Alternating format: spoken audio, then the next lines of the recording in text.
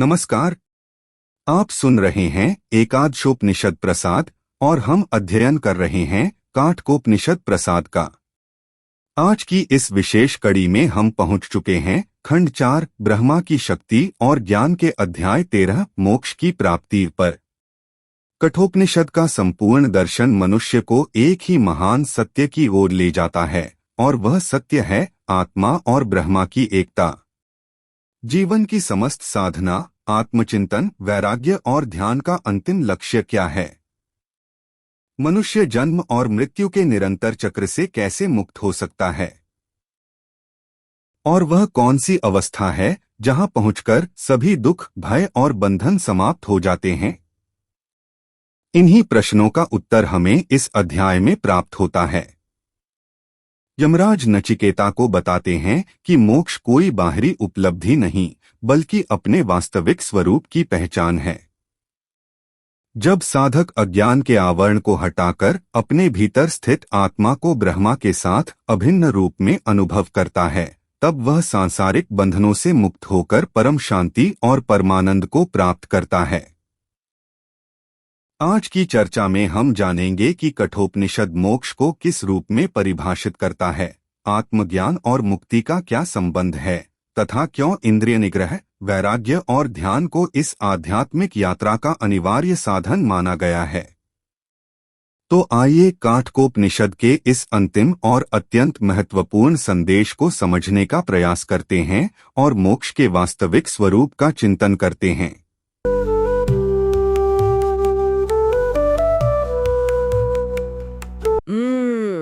कभी कभी ऐसा होता है ना कि दिन भर की भाग दौड़ के बाद जैसे कोई भयानक ट्रैफिक जैम हो या ऑफिस की कोई उलझी हुई राजनीति या किसी से बहस हो गई हो, एक अजीब सा गहरा तनाव महसूस होता है। हाँ, एक ऐसी बेचैनी जो लिटरली हमें अंदर तक थका देती है। बिल्कुल, एक दिमागी और शारीरिक थकान। लेकिन क्या हो अगर आज हम ये कहें कि हमारी ये सारी चिंता, ये सारा तनाव केवल एक गलत पहचान का नतीजा है। गलत पहचान मतलब हम खुद को कुछ और समझ बैठे हैं। हाँ बिल्कुल। कल्पना कीजिए कि ये जो जीवन है ये एक बहुत बड़ा और बेहद जटिल वीडियो गेम है। और हम सभी इस गेम में इतना ज्यादा खो गए हैं कि हम खुद को स्क्रीन पर दौड़ने वाला वो अवतार मान बैठे हैं। अच्छा, वो अवतार जिसे गेम में हर पल खतरे का सामना करना पड़ता है। एग्जैक्टली।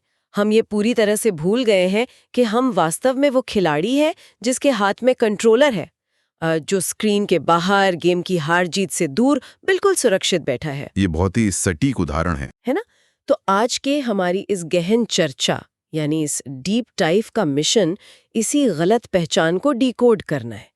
हमारे आज के स्रोत हमें सीधे प्राचीन भारत के एक बेहद गूढ़ और मैं कहूंगी क्रांतिकारी दर्शन की ओर ले जाते हैं। हाँ, हम कठोपनिषद के अध्याय 13 की बात कर रहे हैं। जी, आज हम ये समझने की कोशिश करेंगे कि मोक्ष असल में क्या है और कैसे आत्मा और ब्रह्म का एकत्व हमें जन्म और मृत्यु के इस अंतहीन चक्र से मुक्ति दिला सकता है। और यहाँ ये समझना बहुत जरूरी है कि ये चर्चा केवल कुछ पुराने पन्नों पर लिखे किताबी ज्ञान तक सीमित नहीं है। मतलब कोई बोरिंग दार्शनिक बहस नहीं है। बिल्कुल नहीं। जब हम इन स्रोतों का गहराई से विश्लेषण करते हैं तो हम पाते हैं कि ये शाश्वत शांति या इटर्नल पीस प्राप्त करने का एक अत्यंत व्यवहारिक और मनोवैज्ञानिक मार्गदर्शक है। एक प्रैक्टिकल गाइड। हाँ, ये हमें ये नहीं बताता कि मरने के बाद क्या होगा, बल्कि ये सिखाता है कि हम अभी इसी पल अपने जीवन में जो कुछ भी अनुभव कर रहे हैं उस अनुभव की जड़ में क्या है। ये हमारे अस्तित्व के उस बुनियादी ढांचे को चुनौती देता है जिसे हम सच मानकर जी रहे हैं। ये एक बहुत ही सशक्त दावा है। मतलब जब मैंने इन स्रोतों को पहली बार पढ़ा तो मेरी तो कई धारणाएं बुरी तरह से हिल गईं। स्वाभाविक है। हम बचपन से मोक्ष शब्द सुनते आ रहे हैं, है ना? लेकिन इसका वास्तविक अर्थ क्या है और इसकी पूरी प्रक्रिया कैसे काम करती है, ये समझना अपने आप में एक दिमागी कसरत है। बिल्कुल। तो हमारे स्रोत चर्चा की शुरुआत इस बुनियादी सवाल से करते हैं कि मोक्ष आखिर है क्या, और अगर ये इतना ही शानदार है तो हम सब जन्म से ही इसे महसूस क्यों नहीं कर पाते? सबसे बड़ी बाधा क्या है? और स्रोतों के अनुसार ये बाधा सिर्फ और सिर्फ अज्ञान है। ठीक है, आइए इसे थोड़ा विस्तार से समझते हैं। मोक्ष का असली मतलब क्या है इन स्रोतों में? स्रोतों में स्पष्ट रूप से बताया गया है कि मोक्ष का सीधा अर्थ है जन्म और मृत्यु के चक्र से पूरी तरह से मुक्ति पा लेना और आत्मा का ब्रह्म के साथ एकात्म हो जाना। आत्मा और ब्रह्म का मिलन। हाँ, अब यहाँ ब्रह्म को समझना बहुत आवश्यक है। ब्रह्म कोई व्यक्ति या आसमान में बैठा कोई देवता नहीं है, बल्कि वो परम सत्य या असीमित चेतना है जो पूरे ब्रह्मांड का मूल आधार है। जैसे महासागर और पानी की एक बूंद का रिश्ता होता है। एग्जैक्टली। महासागर ब्रह्म है और बूंद आत्मा। अब समस्या यह है कि अज्ञानवश आत्मा अपने इस असीमित स्वरूप को भूल जाती है। मतलब उसे याद ही नहीं रहता कि वो महासागर का हिस्सा है। हाँ, वो खुद को अपने भौतिक शरीर, अपनी भावनाओं और अपनी इंद्रियों के साथ जोड़ लेती है। उसे लगता है कि वो सिर्फ ये हाड़ मांस का पुतला है जो कुछ दशकों के लिए पृथ्वी पर आया है। और सारा भ्रम यहीं से शुरू होता है। बिल्कुल। सारा दुख, सारी चिंताएं इसी सीमित पहचान से शुरू होती हैं।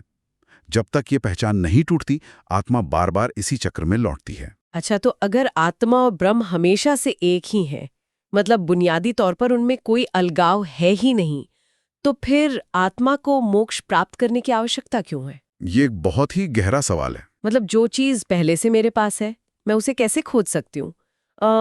इसे मैं एक उदाहरण से समझने की कोशिश करती हूँ। हाँ, बताइए।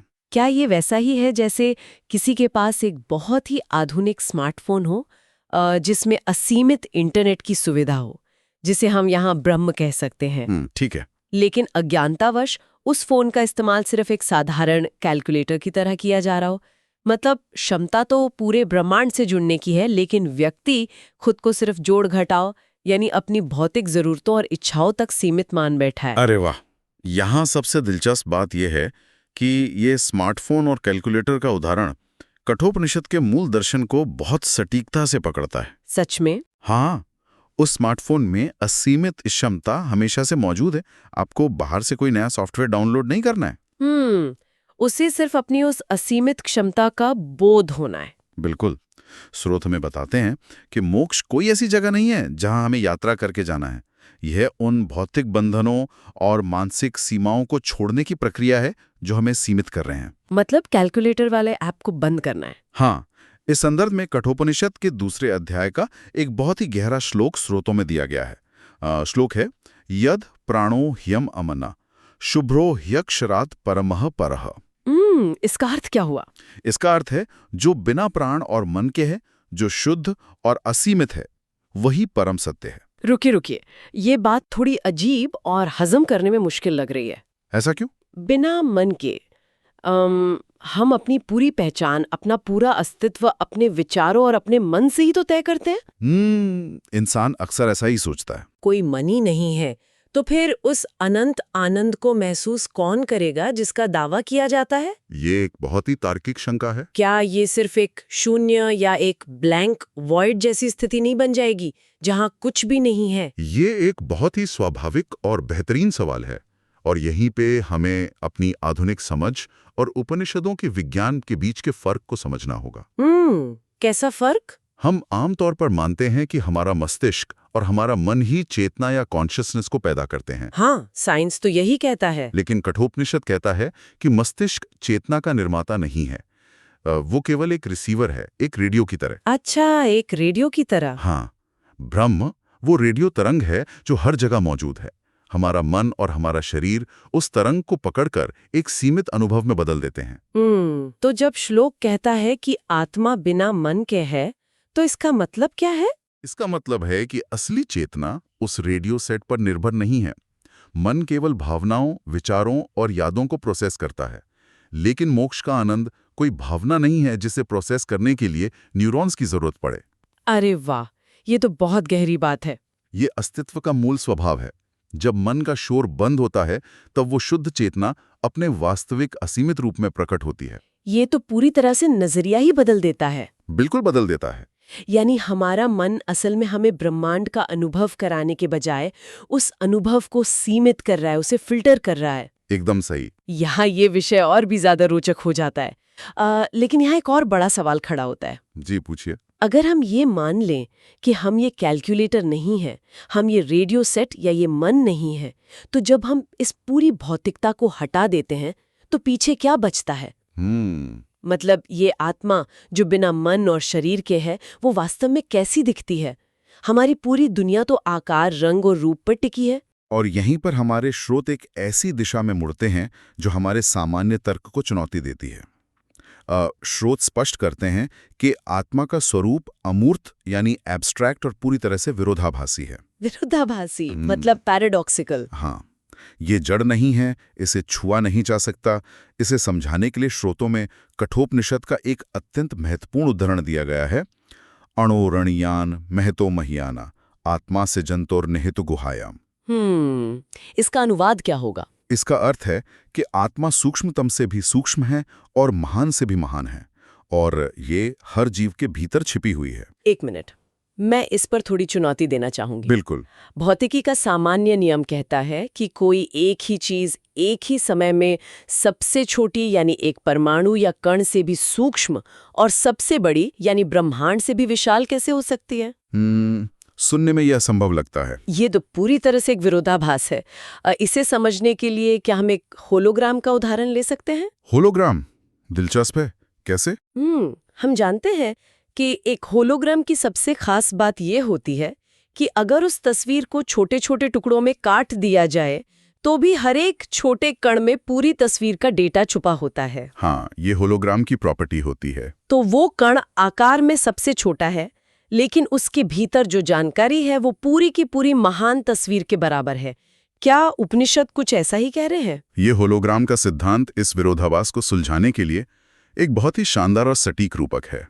सच में। हाँ, जब स्रोत कहते हैं कि आत्मा सूक्ष्मतम से सूक्ष्म और महान से महान है, तो वे असल में हमें ये बता रहे हैं कि आत्मा आकार और स्थान की अवधारणा से ही पूरी तरह मुक्त है। मतलब साइज और स्पेस से परे है। बिल्कुल। जो चीज किसी भौतिक आयाम में बंधी ही नहीं है, उसे सेंटीमीटर या प्रकाश वर्ष में कैसे नापा जा सकता है? हाँ, ये तो लॉजिकल है। वो एक साथ हर जगह है और कहीं नहीं है। वो भौतिक सीमाओं के पार है। इसे और स्पष्ट करने के लिए स्रोत कठोपनिषद के एक और श्लोक का हवाला देते हैं। न जायते म्रियते व विपिशन्ना। न जायते म्रियते, इसका अर्थ है कि आत्मा न जन्म लेती है और न मरती है। एग्जैक्टली। शरीर के नष्ट होने पर भी आत्मा का नाश नहीं होता। ये विचार के शरीर के नष्ट होने पर आत्मा का नाश नहीं होता, ये सीधे तौर पर मनुष्य के सबसे बड़े डर पर वार करता है, मृत्यु का डर। सही कहा, मृत्यु का डर ही सारे डरों की जड़ है। अगर ये सच है तो मृत्यु तो केवल एक घटना है जो शरीर के साथ घट रही है, हमारे साथ नहीं। बिल्कुल, मृत्यु केवल उस रेडियो सेट का टूटना है, उस तरंग का नहीं। क्या बात है। क्योंकि आत्मा आकार या भौतिक सीमाओं में बंधी ही नहीं है, इसलिए उस पर समय या क्षय यानी डिके का कोई प्रभाव नहीं पड़ता। वो जन्म और मृत्यु की इन तमाम घटनाओं की केवल एक साक्षी है, उसका हिस्सा नहीं। मतलब वो बस देख रही है। हाँ, जो पैदा होता है और जो मरता है वो केवल एक भौतिक आवरण है। आत्मा इस पूरी प्रक्रिया में अपरिवर्तित, शाश्वत और अमूर्त ही रहती है। समझ रही हूँ। इसलिए मोक्ष की प्राप्ति पूरी तरह से इस बात पर निर्भर करती है कि हम अपनी पहचान इस टूट जाने वाले रेडियो सेट से हटाकर उस शाश्वत तरंग के साथ जोड़ पाते हैं या नहीं। सिद्धांत के स्तर पर यह सब बहुत आकर्षक और गहरा लगता है, लेकिन यहाँ एक बहुत बड़ी व्यवहारिक समस्या है। वो क्या? अगर आत्मा का स्वरूप इतना अमूर्त है, इतना सूक्ष्म है और हमारी इन भौतिक इंद्रियों जैसे आंख, कान, मस्तिष्क की पहुंच से पूरी तरह बाहर है, तो दुनिया में कोई भी इंसान जो एक भौतिक शरीर में कैद है, वो कभी भी इसका अनुभव कैसे कर सकता है? ये सवाल तो उठेगा ही। हम तो हर चीज को देखने, सुनने या छूने के आदी हैं। क्या इस शरीर में रहते हुए मोक्ष का अनुभव करना जैविक रूप से, मतलब बायोलॉजिकली संभव भी है? ये एक बहुत ही तार्किक शंका है और उपनिषदों के रचयिता इस बात को बहुत अच्छी तरह समझते थे। अच्छा, उन्हें पता था कि लोग ये सवाल पूछेंगे। बिल्कुल, वे जानते थे कि केवल बौद्धिक चर्चा से बात नहीं बनेगी। इसलिए अगर हम इसे व्यापक संदर्भ में देखें तो वे केवल दार्शनिक सिद्धांत देकर नहीं रुकते, बल्कि एक प्रायोगिक और मनोवैज्ञानिक मार्ग भी बताते हैं। एक प्रैक्टिकल रास्ता। हाँ, स्रोतों में कठोपनिषद का उल्लेख है, तम योगेन योगिनो यज्ञम गृहाणन्ति धीरा। इसका अर्थ है कि योगी जन योग के माध्यम से आत्मा का साक्षात्कार करते हैं। योग के माध्यम से। हाँ, यह स्पष्ट करता है कि मोक्ष का मार्ग कोई बौद्धिक व्यायाम नहीं है, यह अत्यंत सूक्ष्म और कठिन साधना की मांग करता है। यह इंद्रियों के शोर को बंद करने की एक व्यवस्थित तकनीक है। इस बात को समझाने के लिए स्रोतों में एक लघु कथा का भी जिक्र है। जी बिल्कुल। उसमें एक साधक अपने गुरु के पास जाकर मोक्ष का उपाय पूछता है।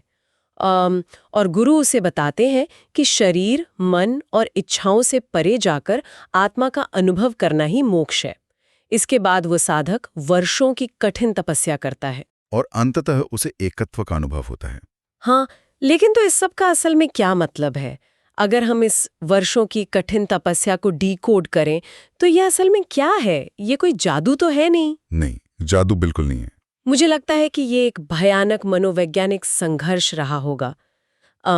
हमारा मस्तिष्क लगातार डोपामीन और बाहरी उत्तेजनाओं का भूखा रहता है। बिल्कुल, हमारा दिमाग हमेशा कुछ नया ढूंढता है। तो जब वो साधक ध्यान में बैठा होगा और उसने अपनी इंद्रियों को बाहरी दुनिया से काटा होगा, तो उसके दिमाग ने विद्रोह कर दिया होगा।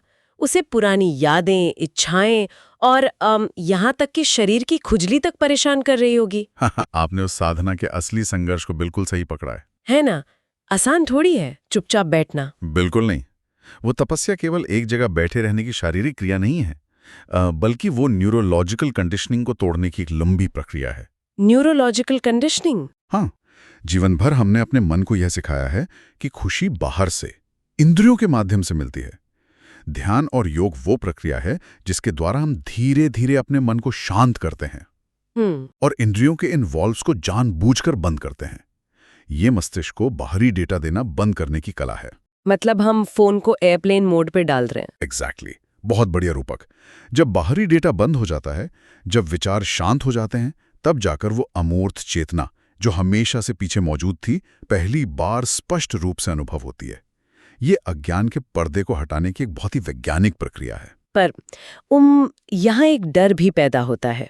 कैसा डर? अगर हमें इस असीमित चेतना या इस परम शांति को पाने के लिए अपनी इंद्रियों को काटना पड़े, बाहरी डेटा को रोकना पड़े, तो इसका मतलब क्या ये है कि हमें पूरी तरह से संवेदनहीन होना पड़ेगा? ये एक आम चिंता है। क्या मोक्ष का मतलब है कि इंसान अपनी सभी भावनाओं, प्रेम और जीवन के साधारण सुखों को पूरी तरह से मार दे?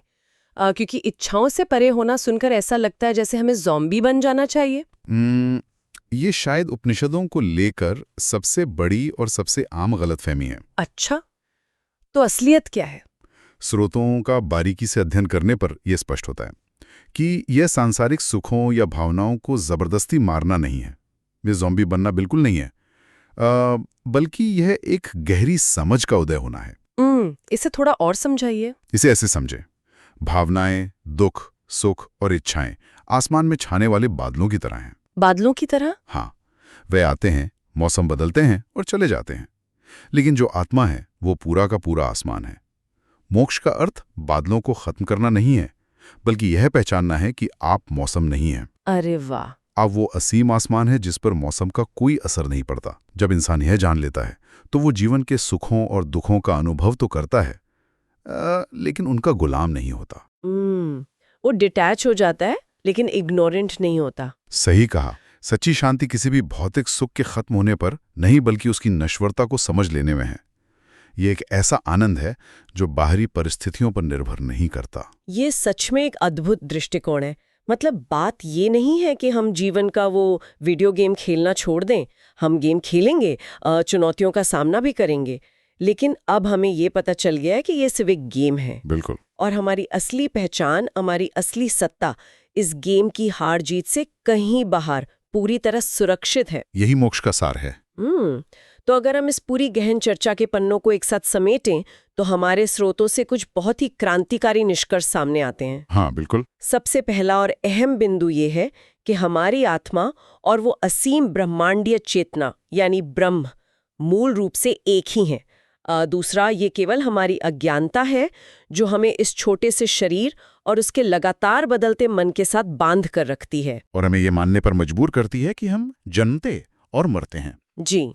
और तीसरा, आत्मज्ञान, ध्यान और योग की उस मनोवैज्ञानिक और आध्यात्मिक साधना के माध्यम से हम मस्तिष्क के इस शोर को शांत कर सकते हैं और उस शाश्वत शांति यानी मोक्ष का अनुभव कर सकते हैं। और हमें ये भी विचार करना चाहिए कि आज के इस आधुनिक युग में ये प्राचीन ज्ञान और भी अधिक प्रासंगिक क्यों हो गया है। आज के समय में इसकी क्या अहमियत है? देखिए, आज हम एक ऐसी दुनिया में जी रहे हैं जो पूरी तरह से सूचनाओं की अधिकता यानी इंफॉर्मेशन ओवरलोड का शिकार है। हाँ, हर वक्त स्क्रीन्स और नोटिफिकेशंस। बिल्कुल, हम हर पल अपने स्मार्टफोन्स, सोशल मीडिया और बाहरी दुनिया से वैलिडेशन या शांति खोज रहे हैं। हर कोई किसी न किसी चीज को पाने के लिए एक अंधी दौड़ में भाग रहा है। और थक भी रहा है। हाँ, ऐसे तनावपूर्ण समय में कठोपनिषद का ये ज्ञान एक बहुत ही गहरा आश्रय प्रदान करता है।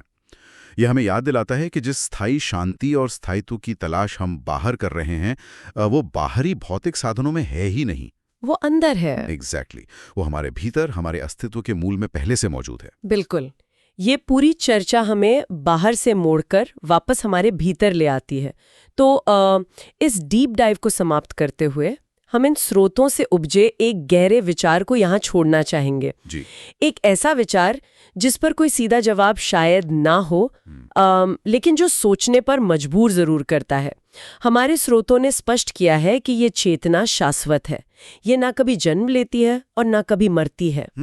और मृत्यु का मतलब सिर्फ एक पुराना शरीर रूपी वस्त्र बदलकर नया वस्त्र धारण करना है। बिल्कुल। तो अगर हम सोचें कि अगर हम सभी इस एक विचार को, इस एक सत्य को अपने जीवन में पूरी तरह से उतार लें, तो ये विचार हमारे रोजमर्रा के जीवन को देखने का नजरिया कैसे बदल देगा? ये एक बहुत ही गहरा सवाल है।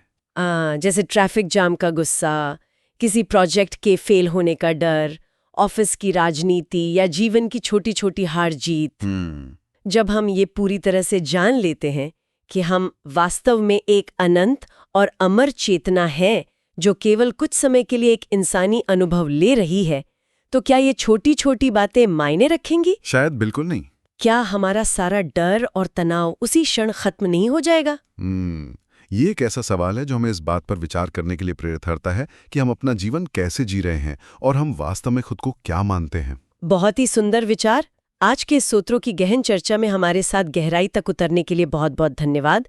हम आशा करते हैं कि कठोपनिषद के इस प्राचीन ज्ञान ने हमारे भीतर आत्म अन्वेषण की एक नई चिंगारी जगाई होगी। मिलते हैं अगले डीप डाइव में।